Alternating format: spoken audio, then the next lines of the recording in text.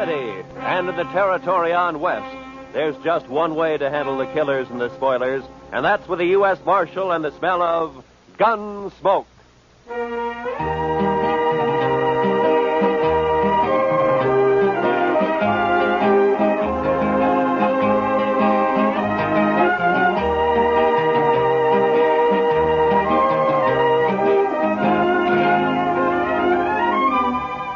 Gunsmoke, starring William Conrad.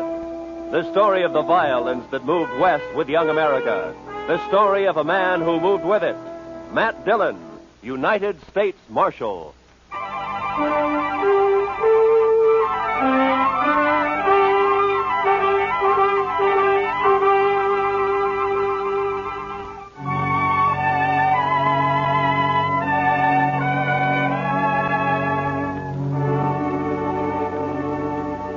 They told us a man we'd been looking for, a murderer, was in a cow camp on the North Fork of the Canadian River, about 100 miles south of Dodge.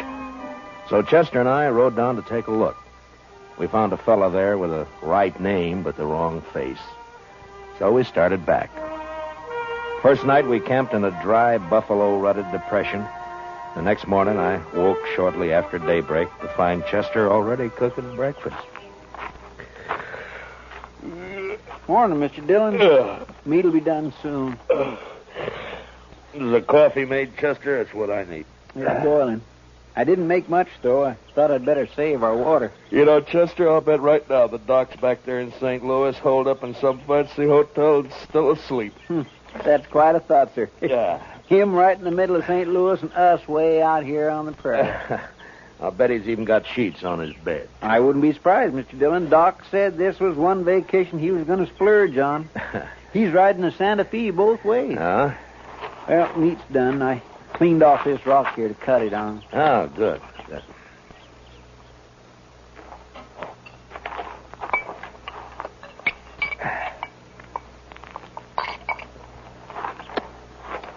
Oh, you got it warm anyway, Chester. Well, now, meat shouldn't be overcooked, Mr. Dillon. That takes the taste clean out of it. Now, then we ought to be able to taste everything about this steer. Eggman's disappointment. How's that, Mr. Dillon? Never mind, Chester. How come you woke up so early this morning? Oh, I always do. Seems as soon as it gets daylight, my feet start to sweat, and then I just got to get up. Well, that's as good a reason as any, I guess. Wow. Looks like we got company, Chester. What? Oh. Where? Right out there. Heading straight for us. Oh, yeah. Some cowboy, probably. I don't know. He doesn't ride quite like a cowboy. Why, it's just a kid, Mr. Dillon. Yeah, it sure is. Sure needs a haircut. What? Say, Mr. Dillon, it's a girl. Now, what could she be doing out here? I'm carrying a rifle, too. Well, get on, miss, and have some coffee. Who are you, mister? Hi, this is Chester Proudfoot, and I'm Matt Dillon. How do you do? You rustlers or what? Not exactly. I'm the U.S. Marshal out of Dodge, ma'am. U.S. Marshal? Oh, that's good. It is? Why? I need help, Mr. Marshal. My daddy's awful sick. Sick? Well, where is your daddy? We got a homestead about a mile over that rise back there. Oh, what's he sick with? It's his leg, Mr. Marshal. A horse threw him and his saddle both in the corral, and then it stepped on his foot. And now his whole leg's all funny. He's got a fever, too. Mr. Dillon, that sounds like it. Yeah, I know, Chester. Tell me, miss, when the horse stepped on him, did it cut his foot, break the skin anywhere? Just a scratch. Tore his boot off, though. Oh. Please, Mr. Marshal, please come see him. I'm scared, the way his leg is and everything. Well, sure we'll come. Your mother with him now? I don't have a mother, Mr. Marshal. Oh. Well, then, what are you doing out here if your daddy's sick? We ran out of meat about 3 days ago, and I don't have anything to feed him. Oh. All right. Chester, I'll ride back with... what is your name, anyway? Tara Hantry. Oh. I'll be 16 next January. Well, that's fine. We'll go back to the Hantry place, Chester. You scout around for some meat. All right, sir. And if you don't find any antelope, shoot the first calf you see. Anybody's calf. I'll do it, Mr. Dillon.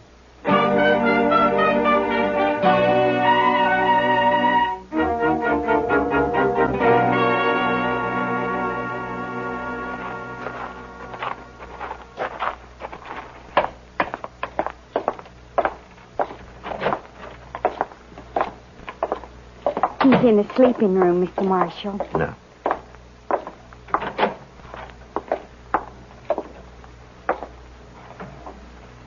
Daddy.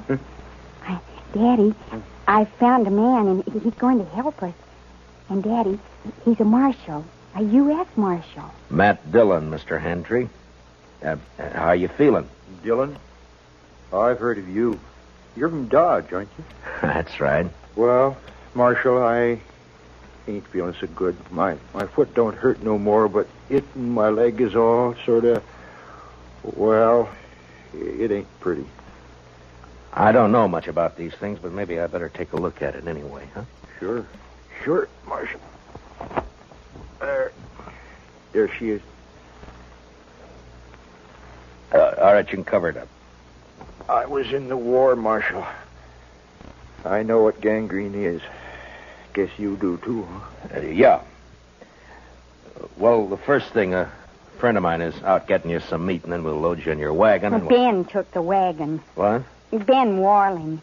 He took the wagon when Daddy got hurt. Said he'd find a doctor and bring him back. Well, who's Ben Walling? Oh, he's been sort of working here, Mr. Marshall. I should have run him off long ago. That's what. Well, where is he? What'd he take the wagon for? Where's he going to find a doctor around here anyway? Closest doctor's in Dodge I know of. Yeah, and he's in St. Louis, and he won't be back for a couple of weeks. I couldn't get to him anyway. Well, tell me, when did this happen? About 6 days ago, Mr. Marshall. Uh-huh. Ben left the day after. Well, you think he's coming back? Did he steal the wagon or what? He comes back here and me not able to get around. I don't know what I'll do. I ought to take a bullwhip to Now, him. take it easy, Just Mr. a Hand. bullwhip. Take it. He won't cause any trouble, so don't you get all worked up. Tara, we'll let him get some rest, huh? All right. We'll have some food for you soon, Mr. Hantry. I ain't very hungry. Tara, what's he so riled up about this Ben Walling for? What's between them? Oh, it's nothing, Mr. Marshall. Daddy's sick, and that's all. Look, Tara, you asked me to help you, didn't you? Yes, but... You trust me, don't you? All right, Mr. Marshall. Daddy hates Ben because Ben... Well, Ben likes me. Oh, I see. He even wanted to marry me. Said he would. How do you feel about Ben, Tara? You like him? No. Of course, it's time I had a man and all that, but...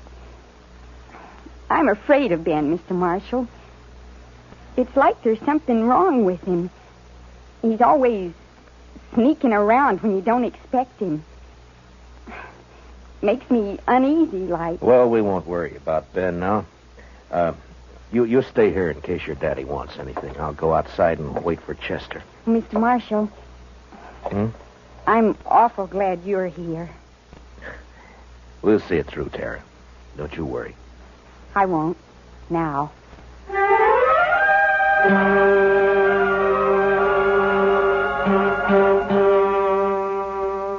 I went outside and walked over to the small corral that stood nearby. There I rolled a smoke and looked out across the flat distances of the prairie. And I wondered how anyone could survive in all that emptiness. Hantry lying on his bed back there in the house. He wouldn't survive. The prairie had got to him all right. And its vast loneliness had put him out of reach of any help. And Tara, what could she do out here in this endless land of grass? I was glad to get my mind off it when Chester rode in with an antelope across his saddle. We hung it on the corral, dressed it, took a hind quarter into Tara, and we went back outside and sat down. Yes, sir. She's a plucky girl, Mr. Dillon. Yeah, fine girl, Chester. Yeah, but this Ben fella, I just don't understand his going off with the wagon like that. Well, it doesn't matter much now. Entry won't last more than a day or two, anyway. It's that bad, is it? Yeah, blood poisoning, Chester. As soon as it reaches his heart, he's done for. Well, isn't there any way to stop it? Yeah, sure. Cut his leg off. Oh. Too bad Doc isn't here. Yeah. Would that stop it, Mr. Dillon? Cutting his leg off, I mean? I don't know, Chester. I don't know. Maybe too late anyway. Well, I sure wish we could do something for him. I don't take to just sitting around and waiting for a man to die. Well, nobody does. It isn't right somehow. That poor fella and Tara. Why, Mr. Dillon, that girl will go crazy out here all alone. All right, Chester. What do you want me to do about it? I'm not a doctor. Now shut up. Well,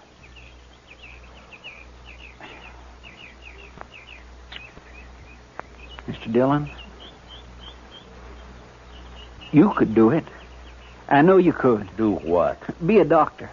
Long enough to save Mr. Hantree's life. Are you anyway. out of your head? No, sir. Then what are you talking like that for? The most I ever did was doctor a horse for the colic. That's fine training for this, isn't it? I know. I couldn't do it.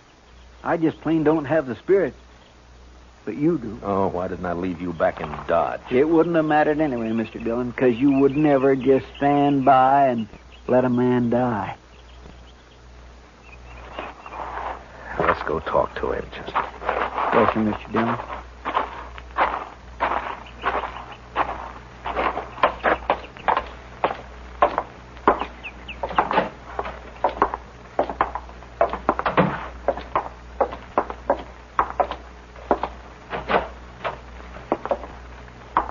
Daddy's fever's worse, Mr. Marshall. I'm going to get some more water. Yeah. How do you feel, Mr. Hantry? I don't feel much, Marshal. Outside of burning up. I've been trying to tell Tara I just can't last long with blood poisoning. She's just got to figure on it. Well, that's what I came to talk to you about. I guess you know the only thing that'll give you a chance. I know. I've been thinking about it. But I couldn't ask any man to do that. You didn't ask me. Well, it's up to you, Mr. Hantry. I'll try it if you're willing. Only thing is, I won't know much about what I'm doing. I seen it done in the Union Army, Marshal. I could tell you some things. All right. The only thing is, Marshal, I don't know I'd be much use around here with one leg. Well, you'll have to decide that for yourself. I know. You could move to town, Mr. Hantry, you and Tara. That's it, Tara. If it was just me, I wouldn't do it, but I can't leave Tara alone. Now, if I can help it, I can't. All right, Marshal. Let's do it. You're a brave man. No, Marshal. I just don't have any choice. Come on. Let's get it over with. You got any liquor in the house? There's a jug of corn out in the kitchen. Get it, Chester. You can start drinking it while we're getting everything else ready. Tell Tara to start boiling a lot of water. Yeah. I'll talk to her in a few minutes. I'll be right back. Now, I want you to tell me everything that you know about this, Mr. Hantry. First, I'll tell you what you'll need. Mm-hmm. There's a straight iron out by the corral somewhere. Yeah. You can heat it in the main room fireplace. Right. Now, what else? Tara will find some cloth for bandages. And the rest of the stuff you can get in the kitchen. Uh-huh. The only thing worrying me is what'll we use to tie off the arteries with? Plain thread won't hold. Well, maybe some thin strips of rawhide. No, they'd soak through. You got to have something. No, I know. At least I think it'll work. What about horsehair? Oh, that's it, Marshal. Pull it off the tail. It'll work fine. Here's the jug, Mr. Hantry, and I brought you a cup, too. Pour me some. I want to get good and drunk. Here you are, Mr. Hantry. Thanks.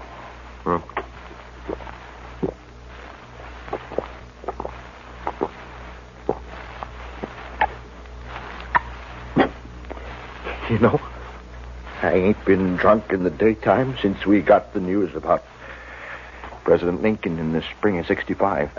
You better have your talk with Tara before that takes hold. Ask her to come in, will you? Come on, Chester. We got work to do. Yes, sir. Good luck, Mr. Handtree. Thanks. Well, Marshal. Yeah. Marshal, I'll try to make it easy for you. Yeah. Sure.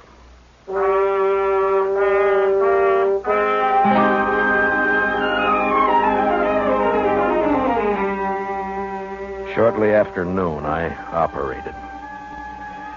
Whether it was the corn whiskey or his own hard courage, I don't know, but Handtree never whimpered. Chester stood outside the door and brought me whatever I needed. Tara waited in the kitchen, boiling more water and thinking her own thoughts. Maybe it was harder on her than any of us.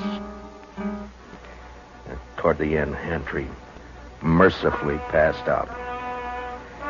When I'd finally finished bandaging him, I was kind of faint myself. I'd done everything I could. I just hoped I'd done it right.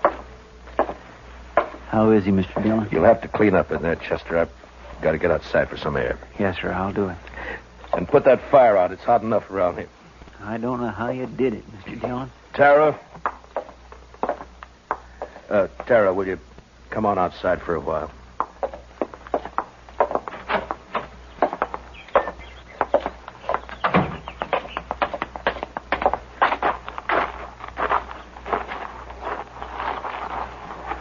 Is Daddy all right? Is he all right, Mr. Marshall? It's all over, Tara. We'll just have to wait and see now.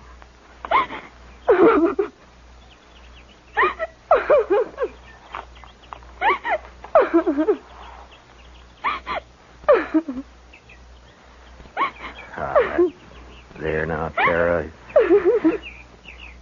He's all right. I'm sorry, but it took so long. I thought you'd never finish. He didn't feel much, Tara. The corn liquor worked fine. Fine. Will he get well now? Well, I hope so, Tara. I hope so.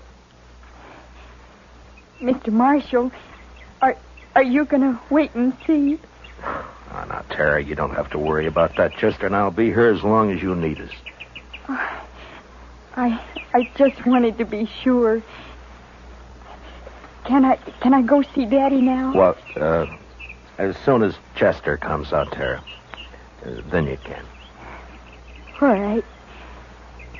I'll wait, Mr. Marshall.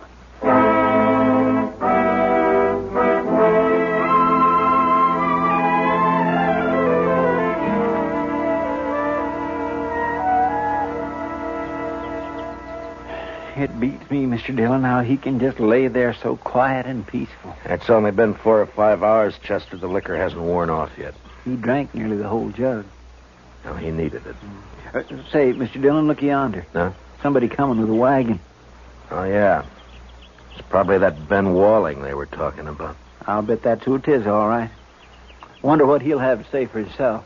Ah, you'll think of something, Chester. His kind always do. You recognize him? No, sir. Do you? No, I never saw him before.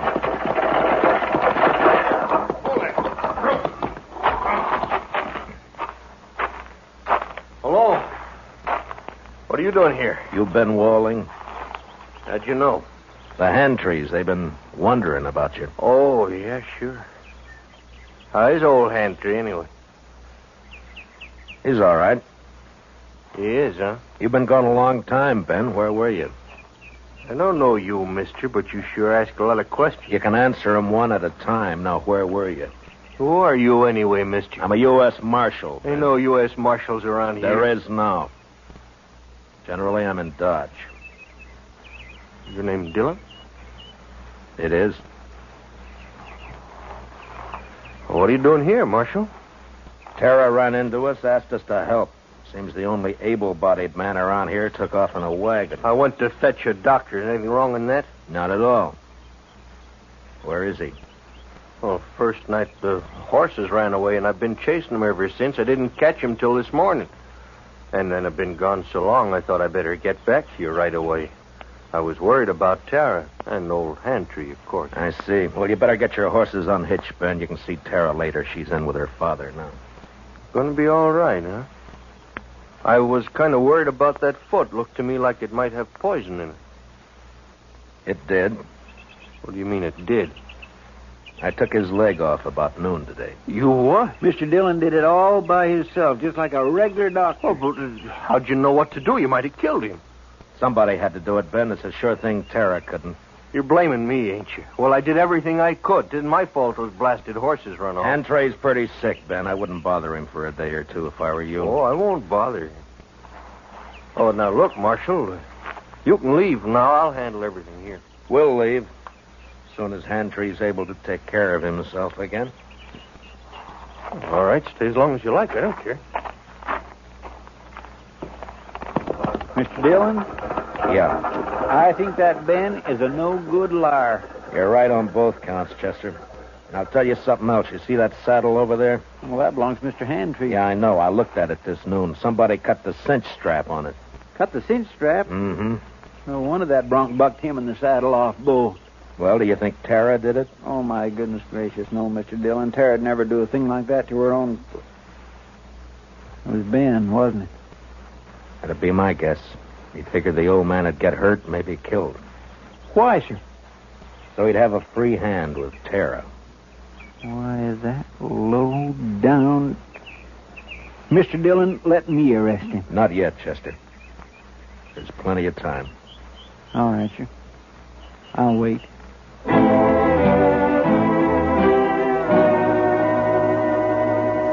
There wasn't as much time as I figured. Hantry had a bad night, and by morning he was so weak he couldn't lift his head. I tried to take his pulse, but I could hardly find it. Maybe I'd operated too late. Maybe the poison had already moved up into his body. I didn't know. I had no way of knowing. So there was nothing to do now but wait.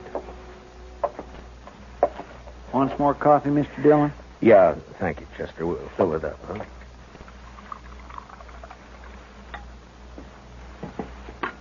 Tara won't eat anything at all, sir.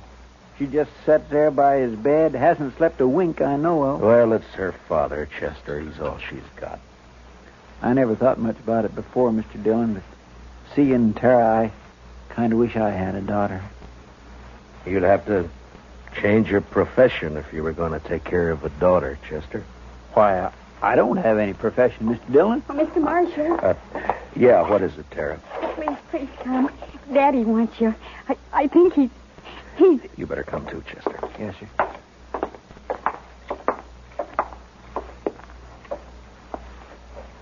It's Matt Dillon, Mr. Hantry. Can you hear me? Marshal, I can't hold out no more. Now, don't say that. You keep fighting, man. You'll pull through. No, Marshal. I'm going to die. Oh, Daddy. Daddy. Tara. It's about Tara, Marshal. Don't leave her here. Ben Walling, he's no good. He'll try to keep her. Now, don't you worry about Ben Walling, Mr. Hantry. I promise you he won't get anywhere near Tara. Now or ever. Thanks, Marshal. He's a bad one. Tara can't stay here alone. She can't work this place. It's a bad way to die. Not knowing. Now, I want you to listen to me. Listen to me now. Yeah? I promise you something else, too. I'll take care of Tara. I'll see she's all right. I'll see she's cared for. Now, I promise that. I thank you, Marshal. I sure. Where's Tara? Daddy. I'm right here. Daddy. Tara. Come on, Chester. Daddy. Daddy.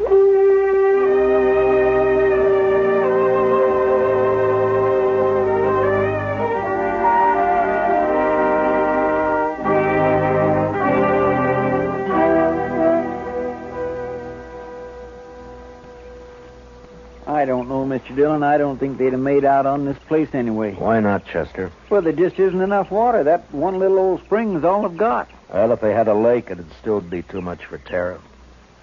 What are we going to do with her, Mr. Dillon? I don't know, Chester. We'll have to think of something, though. My, I wish she'd come out of that house. I don't like it, her in there breaking her heart. Give her a little time, Chester. She'll be all right. Don't you move a finger, either one of you. Well, Well, you're mighty careless with that rifle, Ben. Don't get smart with me, Marshal. I know what I'm doing. And what would that be? I heard you in there. Heard you promise to take Tara away. I was right by the window. I heard it all. You got a curious way of courting a girl, Ben, trying to kill her father.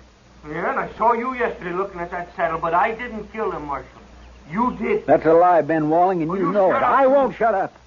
If we'd have just got here sooner, Mr. Dillon would have saved him, that's all. It was too bad you got here at all.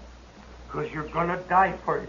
Both of you. Put the gun down, Ben. You're under arrest for attempted murder. You stay right where you are, Marshal. You know, I have an idea you've smelled powder before, Ben, and that you're afraid of it. Marshal? I have an idea that's why you tried to get hand-tree like you did instead of facing it. Stop her. And right now you wish you didn't have that rifle at all, don't you, Ben? Because I might have to shoot you for it, huh? No, don't, Marshal. Give me that. You all right, Mr. Dillon? He didn't even try, Chester. Rifle went off when I knocked it aside. That's all. He was scared to death. Well, I didn't feel exactly comfortable. Well, tie him up and keep an eye on him. I'll go see Tara. Yes, sir, Mr. Dillon.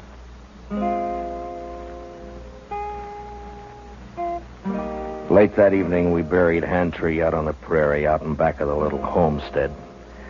They would die now, too, and fall apart without him. The next morning, we loaded everything we could get into the wagon. With Tara beside me, we started out for Dodge. Ben Wallen never said a word. Chester led his horse, and they rode along ahead of us. I had plenty of time to tell Tara all about Dodge and how there were some good people there and how we'd find her a home and family. She sat there, tight-lipped. She didn't say much, but she never once looked back.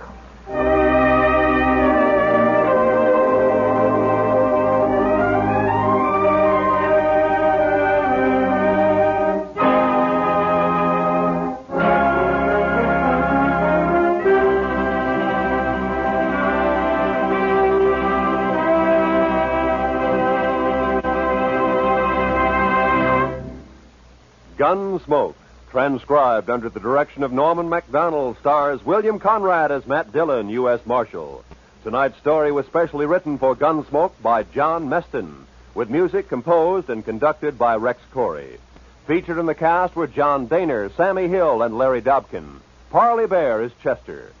Join us again next week as Matt Dillon, U.S. Marshal, fights to bring law and order out of the wild violence of the West in Gunsmoke.